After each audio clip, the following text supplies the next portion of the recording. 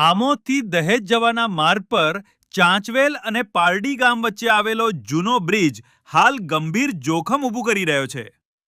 ગ્રામજનોનો દાવો છે કે બ્રિજની હાલત અત્યંત જર્જરિત બની ગઈ છે અને તાત્કાલિક વૈકલ્પિક વ્યવસ્થા જરૂરી છે. ચાંચવેલ પારડી વચ્ચે નવો બ્રિજ નિર્માણાધીન હોવાથી હાલ વાહન વ્યવહાર જૂના બ્રિજ પરથી થઈ રહ્યો છે. સ્થાનિકોના જણાવ્યા મુજબ બ્રિજનું કોન્ક્રીટ ખરી રહ્યું છે અને અનેક જગ્યાએ લોખંડના સળિયા ખુલ્લા દેખાઈ રહ્યા છે. ગ્રામજનોનો આક્ષેપ છે કે પ્રતિબંધ હોવા છતાં રાત્રિના સમયે ભારે અને ઓવરલોડ વાહનો પણ આ બ્રિજ પરથી પસાર થાય છે. दहेज से आया तो ये रास्ते से आया. ये रास्ते में तो किसी ने रोका नहीं, किसी ने नहीं रोका. गाड़ी में कितना लोड है? अपना 35 टन. और तुम्हें किसी ने नहीं रोका और यही रास्ते से आया. कितनी बार आया? आज पहली बार आएगी? 6 साल हो गया. अब आ जाए. आ जाए. क्या नाम है तुम्हारा? कौन सी कंपनी का गाड़ी है? गात्रा. कौन सा? रात क्या भरा हुआ इसको? पोपटली. कहाँ जा रहे हो अभी? હું મોલુ શફીક આદમ મુસા ચાંચવેલ ગામનો રહેવાસી. અમારા ચાંચવેલ ગામના સરપંચ મોહમ્મદ સિકંદર મુસા બાપુ. અમે અહીંયા આવેલા છે. આ બ્રિજની કામગીરી એટલી ધીમી ચાલી રહેલી છે. કોન્ટ્રાક્ટર ટાઈમ પર કામ કરતો નથી.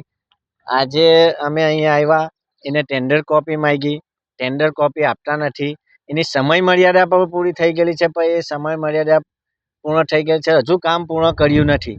અમે આ લોકોને એવું કહેવા માટે આવેલા છે કે આ ચોમાસું આવેલું છે, મોન્સૂન સત્ર છે, માટે અહીં ડાયવર્ઝન તમે આપો તો આ રસ્તા ચાંચવેલથી પાલડી મુલેર અવર જવર માટેના રસ્તો ચાલુ થઈ જાય, વાહનો ચાલુ થાય. અને બસ અમે એટલી કહેવા માગીએ છીએ. અને બીજું એટલું કે અમારા ગામના 100 બાળકો, બદલપુરાના 20 જે ભણવા જાય છે, વાગરા, ભરૂચ, અને શાકભાજીના વેપારીઓ, બીજા અન્ય ધંધા અર્થે ભરૂચ અપડાઉન કરે છે, તે લોકો એ ચાંચવેલથી બસની વ્યવસ્થા છે. ભરૂચ, બદલપુરા, ચાંચવેલ, પાલડી. જો એ ચોમાસામાં બંધ થઈ જશે તો બાળકોનું ભવિષ્ય શું? સરકારશ્રીએ જે દીકરીઓ માટે મફત પાસ યોજના આપેલી છે, જાહેર કરેલું છે, પણ 3 મહિના માટે જો આ બસ બંધ થઈ જાય, આ રસ્તો ખરાબ થઈ ગયો, નાળા તૂટી ગયેલા છે. બદલપુરાથી ચાંચવેલ રસ્તો અમારો બિસ્માર હાલતમાં થઈ ગયેલો છે. એની કેપેસિટી જે બ્રિજ બનેલો છે, અંદર નાળા બનેલા છે, એની 20 ટનની કેપેસિટી છે. 120 ટનના સાધનો, 220 ટનના સાધનો ત્યાંથી જાય છે, ચાંચવેલથી બદલપુરા ઓછણ થઈને. તો આની કેપેસિટી પૂર્ણ થાય છે તો પણ અહીં ડાયવર્ઝન આપેલું છે. તો અમે તંત્રને એટલી જ જવાબદારી છે, તંત્રને એટલું જ કહેવા માગીએ છીએ કે અહીં ડાયવર્ઝન બનાવો, ડાયવર્ઝન આપો, કે વાહન વ્યવહાર ચાલુ થાય, નોકરિયાત છોકરાઓ અહીંયા ચાલુ થાય, આ રસ્તો ચાલુ થાય. અને આ બ્રિજની કેપેસિટી 20 ટનની છે હાલમાં.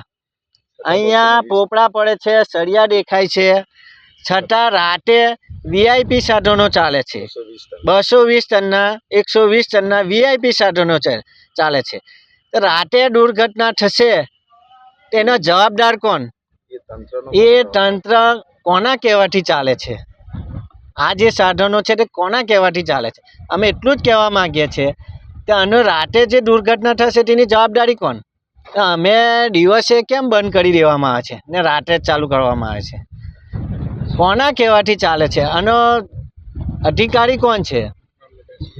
મામલતદારશ્રી અને તાલુકા વિકાસ અધિકારીશ્રી આની નોંધ લેવી જોઈએ અને આ લોકોને તપાસ કરવી જોઈએ. અને આ કોન્ટ્રાક્ટરને પેનલ્ટી વાગે અને કાયદેસરના પગલાં ભરે એવી અમે માંગ છે. બસ એટલું કહીએ અમે.